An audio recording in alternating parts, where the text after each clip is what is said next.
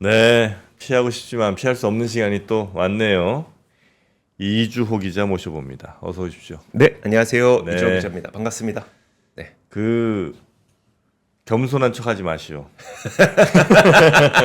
괜히 이래서 나 욕먹게 하려고 그러지. 당신은 착한 척해서 당신은- 정프로님 욕먹게 하는. 당신은 안 돼. 에, 당신은 아니야. 자, 이주호 기자님 오늘은 어떤 얘기 해주십니까? 제목은 제가 약간 그 좀 자극적으로 지어봤는데 네. 망한 태양광 덕분에 뜨는 전력기기. 결국 이제 전력기기에 대한 이야기를 하긴 할 건데 오늘 아마 많은 내용이 태양광 관련된 이야기가 될 거예요. 아, 그 이유가 지금 그 올해 태양광으로 증가하게 될 발전량이 굉장히 많다고 하더라고요. 근데 네. 그 이유를 보니까 대부분 이제 데이터 센터에 대비한 전력 발전이라고 네. 보이더라고요. 그래서 하나씩 보면은 음, 일단 그 태양광과 그 풍력이 전 세계 발전 설비 가운데 그러니까 신규 설치되는 비중 가운데 네. 얼마나 차지하는지를 제가 화면을 준비를 했어요. 거의 80% 가까이를 태양광과 풍력이 차지를 하고 있습니다. 신규 발전 설비 가운데 네. 그러니까 원자력이니 뭐 화력이니 아니면 수력 이런 거는 다 합쳐도 20도 안 되고 네. 이제는 풍력과 태양광이에요. 네, 풍력과 태양광이 설치가 되는 게 이렇게 많습니다. 네. 그 중에 노란색이 59%잖아요. 이게 바로 태양광이거든요. 그리고 바로 아래 보이는 이제 21%가 풍력이고, 그리고 그러다 보니까 이제 태양광으로 많은 전력을 우리가 좀 감당하려고 하는구나라는 걸 볼 수가 있는 거죠. 에너지경제연구원이 네. 2022년 전 세계 신규 발전 설비 용량 규모가 424기가와트였었는데 그 중에 거의 한 59%, 60% 가까이가 태양광이었다는 겁니다. 네. 그리고 이제 태양광 설치량을 보더라도 사실 작년에 태양광 관련주들은 굉장히 힘들었던 거 기억하실 겁니다. 그러니까 올해까지도 힘든 시간은 계속 이어지고 있는데 네. 그럼에도 불구하고 작년 태양광 설치 용량은 어마어마하게 증가했습니다. 2023년 보시면 지금 2022년까지만 하더라도 설치 용량이 270기가와트시였었어요. 네. 근데 이게 작년에 413기가와트시까지 늘어났고 이거 엄청 늘어났죠. 그리고 올해 되면은 사상 처음으로 500기가와트시를 달성할 것으로 넘을 것으로 기대가 되고 있는데 이게 얼마나 빠른 거냐면 사실 500기가와트시의 태양광 발전 설치 용량은 우리가 기존에 기대했던 바는 2030년이었었어요. 네. 근데 그게 벌써 6년 앞당겨져서 6년이나 앞당겨져서 올해 달성 가능할 것으로 보이는 거죠. 그만큼 태양광 설치, 그러니까 태양광 발전소를 엄청나게 설치를 하고 있다는 겁니다. 네. 또 한 가지를 보면은 그 이거는 최근 5월 초에 나왔던 그 에너지 정보청 미국 에너지 정보청의 그 전망 자료인데요. 네. 올해 그 증가하게 되는 음. 발전 가운데 60%가 미국에서도 태양광이라는 겁니다. 이 노란색 보이시죠? 네. 이게 월별로인데 노란색이 다 태양광이에요. 태양광으로 증가하게 될 발전량이 굉장히 많다는 거예요. 그래서 작년 연말에 19기가와트시가 추가되고 올해에 38기가와트가 추가되면 이제 태양광 발전소에서 올해 생산할 전력량은 작년에 비해서 굉장히 많이 늘어날 거다. 태양광 어마어마하게 설치하고 있고 더 늘어날 거다라는 얘기 네. 충분히 들었고요. 그쵸, 그쵸. 지긋지긋하고요. 근데 이제 그게 있는 흠집 거죠. 내고 싶어. 결국 그럼 네. 태양광 설치가 네. 어떻게 이렇게 활발하게 이어질 수 있느냐를 좀 두 가지 측면에서 볼 수가 있는데 첫 번째가 아까 네. 말씀드렸던 데이터 센터고 데이터 센터. 두 번째가 그 태양광 패널 가격이 중국의 공급 과잉으로 인해서 네. 가격이 너무나도 떨어졌다는 거죠. 아, 그렇죠. 그리고 거기에다 이제 나중에 좀 이따 말씀드릴 텐데 네. 그 태양광 패널, 그러니까 네. 중국에서 들어오는 태양광 패널을 수입 통제하는 거, 네. 그거까지 음. 합쳐지게 되니까 결국은 이제 태양광 발전이 굉장히 많이 일어난다는 겁니다. 그 데이터 센터와 관련해서 전기량이 급증한다는 이야기는 굉장히 많이 들어보셨을 텐데 많이 들었어요. 사실 제가 이거를 네. 작년 거의 한 11개월 전쯤에 전력기기를 오후 퇴근길 라이브에서 한번 했었어요. 그때부터 이제 제가 누차 강조를 했었던 게 그 부분이었었는데. 생색 내지 마시고요. 네. 이렇게 됩니까? 별로 좋지 않네요. 자, 화면 함께 다시 보시면 이거 네. 그냥 여러분들 다시 한번 상기시켜 드리려고 보여드리는 거니까 그 2022년까지만 하더라도 네. 그러니까 데이터 센터로만 사용하게 되는 전력량이 네. 460테라와트시 정도인데 이게 2026년이 되면은 1050테라와트시로 늘어날 거다라고 하는 에너지정보청의 전망이 있었잖아요. 그래서 제가 그때도 얘기했던 게 그러면 460에서 1050으로 늘어나면 580테라와트시인데 이게 어느 정도의 전력량인지 아느냐라고 이제 정프로님께도 한번 질문을 드렸었죠. 그랬었어요? 네. 그 질문에 난 답하지 않겠습니다. 그래서 혹시 우리나라가 네. 1년에 사용하는 우리나라 전국에서 전 인구와 공장 뭐 아파트 다 통틀어서 사용하는 용량이 한 560테라와트시 정도 되거든요. 1년 우리나라가 동안. 네. 근데 데이터 센터로만 늘어난 용량이 580테라와트시라는 겁니다. 전 세계. 네. 아. 데이터 센터로만 우리나라 하나가 더 생길 정도로 굉장히 빠른 전력량이 늘어나게 되는 거죠. 네네. 근데 그 데이터 센터가 이제 생기게 되면서 특히 인공지능 데이터 센터가 되면은 너무나도 전력량이 늘어날 수밖에 없는 게 요즘에 되게 많이 회자되고 있는 이야기인데 인공지능 서비스를 이용하게 되면 전력 소모량이 기존 인터넷 서비스보다 대략 10배가량 많다는 거예요. 예를 들어서 구글에서 검색 한번 했을 때 0.3와트시의 전력이 사용되면 네. 챗 GPT는 한 번 사용할 때 2.9와트시가 사용된다는 거죠. 근데 이거는 그냥 대략적인 계산일 뿐이고 실제로 사용할 때는 훨씬 더 높아질 겁니다. 그래서 뭐 많이 추정키로는 거의 한 20배 가까이도 높아질 수 있다는 이야기도 하고요. 그러면 지금 보셨던 것처럼 그 전력 소모량을 따라갈 수가 없다 보니까 네. 전력 소모량을 따라갈 수가 없다 보니까 우리는 그럼 무슨 발전소를 세워야 되냐? 아니 근데 그게 네. 진짜 저 태클 걸고 싶지 네. 않은데 예를 들어서 내가 PPT 하나를 만들려고 AI를 써요. 네. 한 10초 만에 만들었어. 그 PPT를 만들려고 구글에서 계속 검색하고 이거 쓰고 저거 쓰고 막 저 컴퓨터 계속 쓰면서 전기를 써. 네. 과연 전자가 정말 전기를 더 많이 쓰는 건가? 아. 예를 들어 12시간 동안 내 컴퓨터 붙들어 메고 있으면서 계속 컴퓨터도 전기 먹을 거 아니에요. 네. 그러면서 구글 검색하고 또 어디 네이버 검색하고 계속 검색할 거 아니에요. 또 이거 그렇죠. 자료 찾으려고 네. 그림 만들어야 되고. 이 전기가 과연 데이터 센터 전기보다 더 많은가? 근데 보세요. 구글 검색이라고 하는 걸 떠올려 보면 우리는 네. 특정 그 단어를 검색하고 네. 불러오잖아요. 예. 기존에 있는 데이터를 그냥 불러오는 거고 음. 그다음에 GPT는 아시겠지만 하면은 이제 파라미터들을 다 이제 한번 검토를 해서 조합을 해냅니다. 네. 그러면 예를 들어서 우리가 그 유튜브라는 걸 다시 검색을 할 때 한 번 검색하고 두 번 검색해도 똑같은 자료가 그냥 불러오기가 되는 거고 유튜브라는 걸 GTP에서 검색을 하고 뭔가 생성을 하게 되면은 네. 매번 새롭게 생성을 하게 됩니다. 네.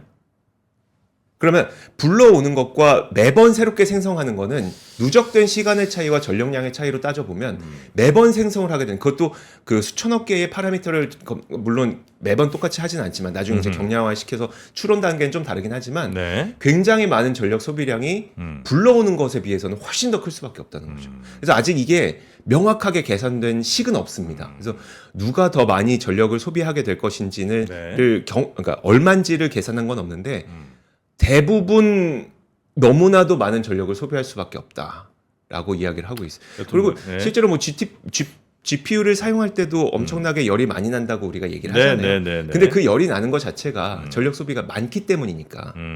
그럼 기존에 썼던 데이터 센터와 지금 쓰고 있는 그러니까 AI 인공지능 데이터 센터의 열의 발생을 줄이기 위해서 지금 열 발생을 줄이기 위해서 노력하는 것도 기존의 전력 사용량보다 훨씬 많다는 겁니다. 알겠습니다. 네. 뭐 요거는 나중에 한번 저 시간이 있을 때 본격적으로 한번 토론 한번 해보도록 하고요. 그러니까요. 예. 그래서 이제 그러면 이렇게 많이 사용하게 되는 전력을 무엇으로 감당할 수 있을 것이냐를 따져보면 사실 원전 같은 게 생기면 좋겠죠. 네. 그리고 한창 시장에서 한번 돌았었던 그 소형 모듈 원전 같은 그런 것들, SMR 같은 거 이런 걸 하면 되겠지만 사실 원전은 그래 지금부터 우리가 전력 사용량이 많아질 테니까 한번 그러니까 지어보자라고 해도 뭐 안전 검사하고 뭐 부지 선정하고 뭐 설계하고 하는데 거의 한 8년에서 10년 가까이 걸립니다. 근데 우리 아까 봤던 것처럼 태양광은 2022년부터 2026년까지 지금 2년도 안 남았는데 네. 전력 사용량은 거의 2배 가까이 늘어나잖아요. 그걸 감당하려면 원전은 불가능하고 태양광 쭉 깔아버려. 태양광은 좀 간편하죠. 그게 이유가 이제 데이터 센터 바로 옆에다 지을 수가 있기 때문에 네네네. 발전원과 그다음에 그 수용가가 따로 되어 있지 않고 같이 지을 수가 있기 때문에 그래요. 또 한 가지가 어쨌든 그 인공지능 업체들도 아리백이라고 해서 나중에 이제 그러니까 우리가 사용하는 100%의 전기를 신재생 에너지로 하는 그러니까 탄소 배출이 없는 전력을 사용을 해야 되잖아요. 아리백 달성 수준이 거의 90%에 육박한 상태거든요. 이런 상태에서 사실 뭐 그러면 우리가 석탄 화력 발전소를 많이 사용해서 전기를 쓸 겁니다. 이렇게 하기가 좀 어려운 상태입니다. 그래서 그 지금 이런 것들을 봤을 때 결국은 태양광 쪽을 많이 사용하게 되지 않겠느냐라는 네. 이야기를 하고 있는 거고요. 그리고 그 데이터 센터가 지리적으로도 참 좀 애매합니다. 왜요? 데이터 센터를 대도시에 짓기가 어려워요. 그렇죠? 땅값이 비싸니까. 뭐 그렇겠죠. 네. 네. 그럼 오지로 가야 돼요. 오지로 네, 가야죠. 좀 멀리 가야 돼요. 그래서 네. 얼마 전에도 구글이 데이터 센터를 영국에 지었는데 런던에 필요하지만 런던 외곽에 지은. 뭐 그래야 되겠지. 네, 그렇죠. 네. 근데 그렇게 되면은 일단 일단 멀다 보니까 전선과 케이블 이런 것들이 많이 들어갈 수밖에 없어요. LS 전선 갑니까? 뭐 해저 케이블도 해당할 수 있겠지만 나중에 풍력까지 되면은 네. 네, LS 전선도 당연합니다. 뭐 대한 전선도 마찬가지고. 네. 근데 이게 그렇게 되면은 지역이 멀다 보니까 결국 이 데이터 센터를 짓기 위해서 네. 전기를 멀리 보내기 위한 변압기들이 많이 필요하게 된 거죠. 변압기. 발전원과 데이터 센터가 일단 멀어지게 되니까. 그렇지. 전선 그다음에 변압기. 원래는 우리가 데이터 센터라고 했을 때는 그 송전계와 배전계가 있는 거 아시죠? 네, 송전계와 배전계. 그러니까 송전계는 사실 발전원에서 네. 그 전기를 아주 멀리 쏴줘야 되기 때문에 네.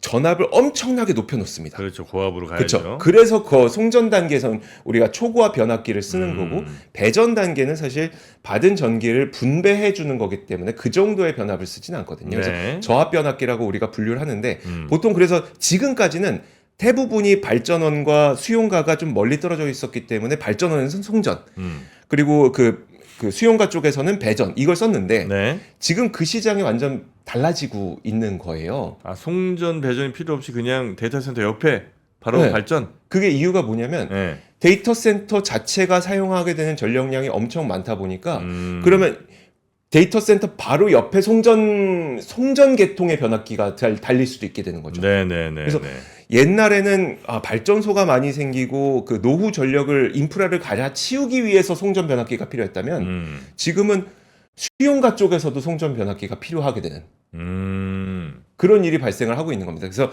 얼마 전에 LS 일렉트릭에서 초고압 변압기, 그러니까 초고압 변압기라고 표현합니다. 초고압 변압기라고 표현하는데 생산 용량을 2배 늘리겠다고 했잖아요. 그게 그런 측면이라고 보시면 돼요. LS 일렉트릭의 경우에는 배전의 강점이 있었던 회사였었는데 조만간 네. 스타트업 하나 나올 텐데 굉장히 각광받을 겁니다. 뭔데요? 데이터 센터에서 나오는 열로 발전하는 회사. 뭐야 이 웃음은? 그게 네. 있어 지금 벌써? 네, 제가 이름은 정확하게 기억이 안 나는데 아마 영국 기업일 거예요. 그거 하는 기업이 있는데 예를 들어 이렇게 하는 거. 그때 우리 얘기했던 액침 같은 거. 네. 그래서 데이터 센터의 서버를 요 액체에다가 네. 담아놓고 네. 그 액체를 이용해서 수영작물을 덮이고 네. 그리고 맞네. 그 수영작물에서 식은 걸 물로 갖고 다시 냉각하고. 같은 물은 아닙니다. 왜냐하면 이렇게 담그는 건 오일이기 때문에. 근데 네. 그 식은 걸 갖고 다시 데이터 센터 시키고 요런 스타트업이 있긴 있거든요. 그러네. 혹시 창업 아니야 지금 생각해 보니까 분명히 뭐 그런 거 해갖고 뉴스 나오기 좋거든요. 그런 회사들이 그렇죠, 환경도 그렇죠. 생각하고 뭐 그런 창업 아이디어 생각했어요. 뭐 이런 분명히 나올 텐데 네. 제가 만들어 버리는 게 날 빠를래나? 할 수 있습니다. 이거 될 것 같은데 이거. 그런 기업을 찾아서 투자를 해보시면 되죠. 투자 쪽은 영. 하여튼 그래서 지금 이제 그런 송배전, 네. 요런 쪽으로 관심 지금 굉장히 주가 많이 올랐잖아요. 이 송배전 업체 뭐 그렇죠. 변압기 뭐 이런데. 근데 사실 제가 오늘 가장 핵심적으로 말씀드리고 싶은 건 뭐냐면 그러면 이제 우리가 그 데이터 센터가 많이 필요할 거란 얘기 엄청 많이 들었으니까 그럼 그들이 그 관련된 수주를 얼마나 받았느냐? 그 부분이 제가 이제 취재를 해서 여러분들께 말씀드리고 싶어요. 그들이라는 게 그러니까 그 배전 기업들, 전력기기 업체들, 네네네네. 데이터 센터와 관련된 지금 수주 엄청 많이 늘었잖아요. 그래서 그래요? 많이 얘기하기로는 거의 3년치 수주는 다 채워놨다, 네. 물량 다 채워놨다 이렇게 얘기하는데 얼마나 데이터 센터와 관련된 물량이 늘어났느냐를 제가 각 업체를 취재를 했는데 아직 없습니다. 없어요? 없습니다. 데이터 센터용 수주는 아직 나오지 않았어요. 그래요? 지금 그 제가 현대 일렉트릭의 경우에는 입찰을 좀 추진하고 있는 게 하나가 있고 지금 그리고 효성중공업의 경우에는 데이터 센터용으로 약간 이렇게 좀 입질이 오는 게 있다곤 해요. 하지만 실제 수주는 아직 하나도 이루어지지 아직 않았어요. 데이터 센터용으로는 안 없어요. 갔다는 거예요? 네, 그럼 없어요. 이제 그거 시장 더 열리면 그때부터는 매출이나 이게 훨씬 더 좋아질 수도 있겠다. 그렇죠. 그게 첫 번째. 재룡전기도 제가 취재를 했는데 재룡전기도 아직 데이터 센터 관련은 없었습니다. 그래요? 네, 그러면 이제 두 가지로 생각할 수 있어요. 이거 되게 애매한 건데 첫 번째로는 와 이렇게 우리가 수주 많이 했는데 아직도 없다고 하니까 앞으로 늘어날 수 있겠구나. 두 번째는 뭐냐면 근데 우리 진짜 전기는 공급되는 거 맞아? 이거예요. 그러니까 우리가 데이터 센터를 지었어요. 그 다음에 거기에다가 뭐 배전 기기까지 다 깔았어요. 근데 그만큼의 전기를 누가 공급해줘? 를 우리가 전기를 공급할 수 없는데 지어놓고 전기 없이 사용할 수는 없잖아요. 그거는 여기서 고민할 건 아니지 않아요? 아닌가? 여기서 그거 고민해야 되나? 요즘에 반도체 업계에 계시는 분들이 많이 생각하고 있는 게 뭐냐면 뭐 GPU가 비싸다 그러면 그 엔비디아를 그러니까 뛰어넘지 못하더라도 대체할 수 있을 만한 다른 그 반도체가 있느냐 없느냐가 논란인 거잖아요. 그러니까 없으니까 계속 만들어서 출시를 하는데 그거를 채용을 안 하니까 그 계속 엔비디아 걸 쓰는 거고 그런 거잖아요. 그러면 엔비디아가 사용하는 전력량을 감당할 만한 전력을 누가 공급해 줄 것이냐. 근데 전력을 공급해 줄 전력원이 없으면 과연 이 수주가 나올 것이냐. 그 부분까지. 네네. 우리가 꼭 생각을 그래서 해봐야 되는데. 되게 지금 애매한 상황이긴 합니다. 그 전기가 가능할 만한 발전은 현재는 지금 제일 만만한 게 이제 태양광인 거죠. 그다음에 이제 빠른 시일 내에 해야 되니까. 그 다음에가 맞다는 게 지금 없는 거예요? 그렇죠. 그 태양광과 관련된 이야기도 조금 더 들려드리고 싶은 게 뭐냐면 저거 한번 보시면 올해 미국이 지금 태양광을 38기가와트를 설치하려고 하거든요. 네. 근데 그 이제 아까 태양광 패널 수입 규제를 한다고 했잖아요. 네. 그게 예고가 되어 있었어요. 실제로 얼마 전에 태양광을 겨냥한 양면을 패널 관세 부활했고 동남아 우회 수출도 차단했다. 네.